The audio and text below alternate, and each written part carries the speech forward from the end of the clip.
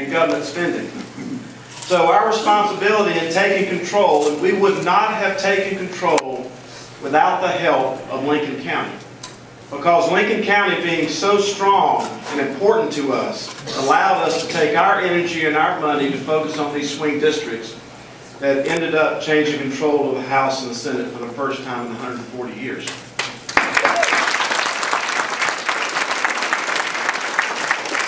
Now let me tell you why that's important, because everything I'm going to say from this point forward would have never happened, understand those words, would have never happened but for us getting a change of control.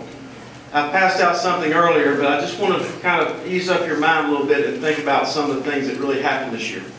Not only did we close one of the largest budget deficits in the state's history, but we also cut the sales tax on June 30th. Why?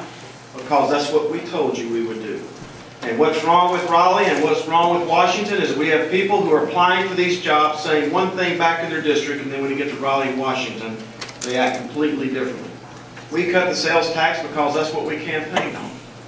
Secondly, we passed the budget earlier than any time since I was in high school. We passed the budget earlier. Why should you care if we pass our budget early? Because we have county commissioners and city councilmen and school board members who, for as long as I've been in the General Assembly, never knew what their budget was going to be until a week before school started. You can't hire teachers a week before school starts. You have to hire months in advance. We passed our budget so that they can make their plans to run the cities, the counties, and the school districts in North Carolina. But we did some other things. We did regulatory reform. Now, what does regulatory reform mean to you? Well, the first thing you need to think about is medical malpractice reform. This is one of the veto overrides of Governor Perdue for medical malpractice reform in North Carolina. Now, why should you care about that? I have a son who turned 18 years old yesterday. He was delivered by Dr. Rulin and Dr. Floyd, the anesthesiologist at Forsyth Hospital. The person who delivered my son 18 years ago is still on the liability hook in North Carolina.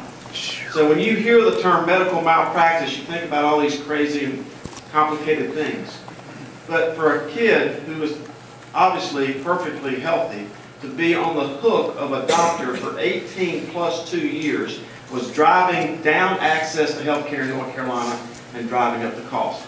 We did medical malpractice reform. We passed it once. The governor vetoed it. It came back over, and we overrode that veto. And these House and Senate members deserve a round of applause.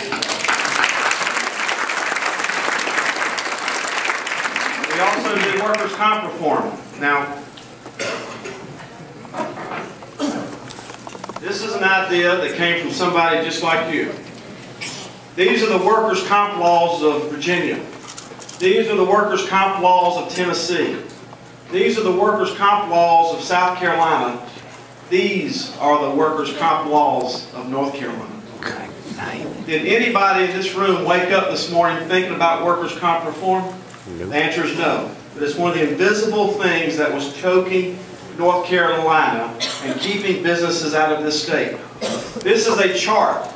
If you were an economic developer in South Carolina, this is the first chart that you would show someone. Why would you possibly bring your company to North Carolina where people who are temporarily injured receive a lifetime benefit? Let me tell you how dramatic this is. It's not just for the small business owner in Mount Airy who gave me this idea, but I want you to think about the Goodyear Tire and Rubber Company in Fayetteville. The Goodyear Tire and Rubber Company in Fayetteville has to manufacture 3,000 Goodyear tires per day at that plant to pay the workers' comp premium of that plant for that day. Now, this is one of the invisible things that was driving jobs out of North Carolina.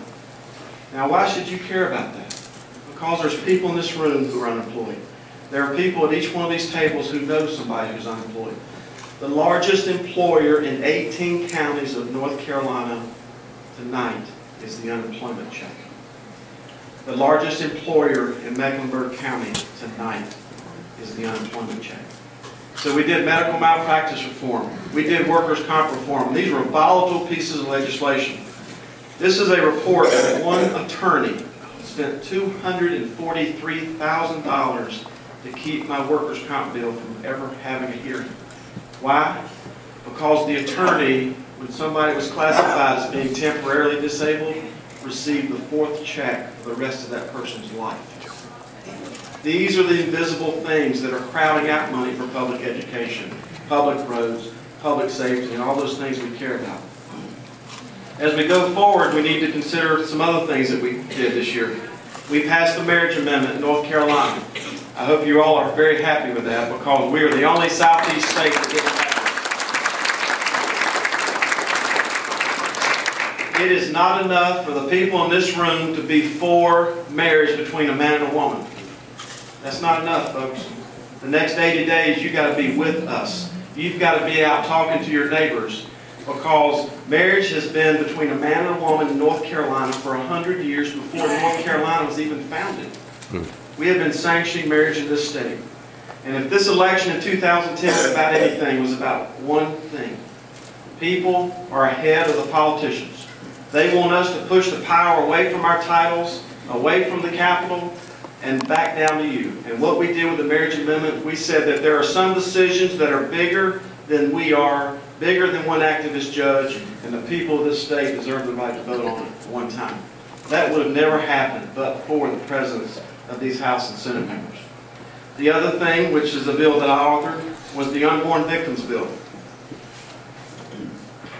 These are the states that have had a law on the books that says if you murder a pregnant woman, you get charged with 2 crimes. California has had this law since Charles Manson killed Sharon Tate.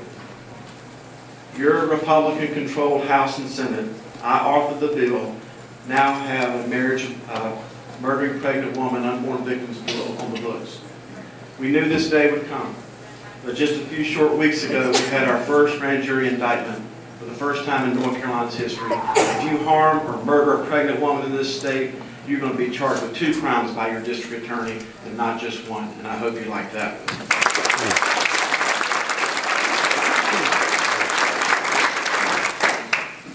We've got a lot more to do. I'm not going to go over all this, don't worry, Wayne. We have got to get more out of government. These are the unpaid taxes on automobiles in Guilford County. 2,600 pages. 59,000 entries, $17.8 million. We, as Republicans and conservatives, have got to find a way, whether it's out of public safety or public education, we've got to find a way to get more out of less. Because there's all kinds of disagreement in this room about what level of government we need to have in North Carolina.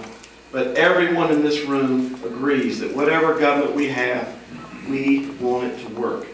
When you have a stack like this for one county, and by the way, the Mecklenburg County stack is 2.5 times larger than this. I couldn't get that on my motorcycle tonight, so that's why I brought the little stack. Some of you reminded me last time I was here, I was on a motorcycle. But anyway, we have got to get more out of less as we go forward. Now, when I was asked to come and speak tonight, it was before the time that I announced that I'm running for Lieutenant Governor of North Carolina. And what I'm going to tell you about this is that there are at least 3 people who have already filed for that race. One of them is here tonight. But the last thing I want to tell you is this. Pat McCrory is going to need someone to know where to drive the nails in these agencies. These agencies have been stacked with people who have been hired by Jim Hunt, and been hired by Mike Easley, and have been hired by Beverly Perdue in so many cases. We have to have someone, not who can pass laws, which are important, but these agencies are just flipping their nose at the laws that we pass, and you've already seen examples of that. My website is daleconfixnc.com, because I'm the fellow that comes in, and when you got a squeak in your floor, you'll get a bill for $100. $2 for the nail, $98 to know where to drive it. We have to have people in Raleigh who know where to drive the nail to help Pat McCrory be a successful governor. Now, my last name is Folwell. My time is up. I thank you for yours, but now I have the distinct pleasure of introducing the senior citizen, senior. Uh-oh.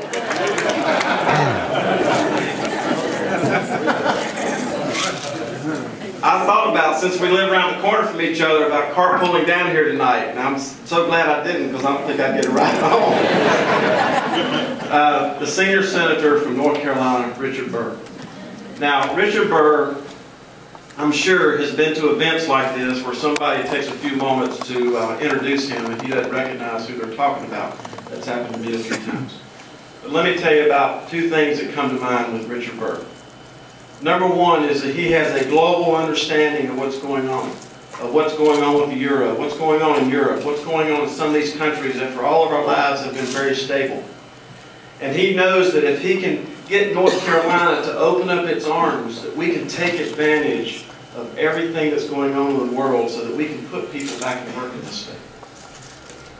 The second thing I think about with Richard Burr, just happened this week, is that he, very quietly and very much behind the scenes, he takes the intellectual risk and he takes the political risk to do the right thing.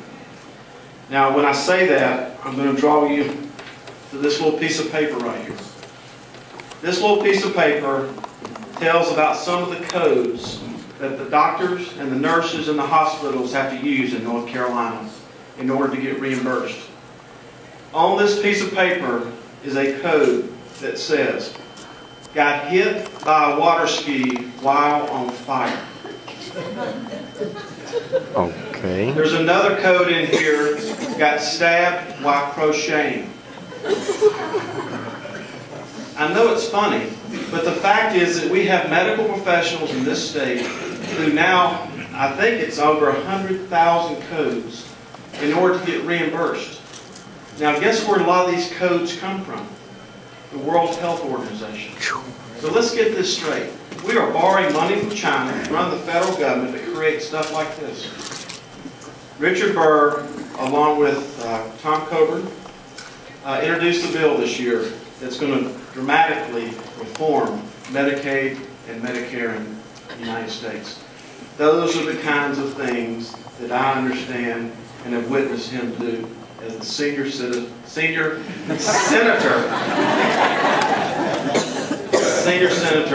from North Carolina. It's my great honor and Lincoln County's great honor to have Richard Burr come and speak to you.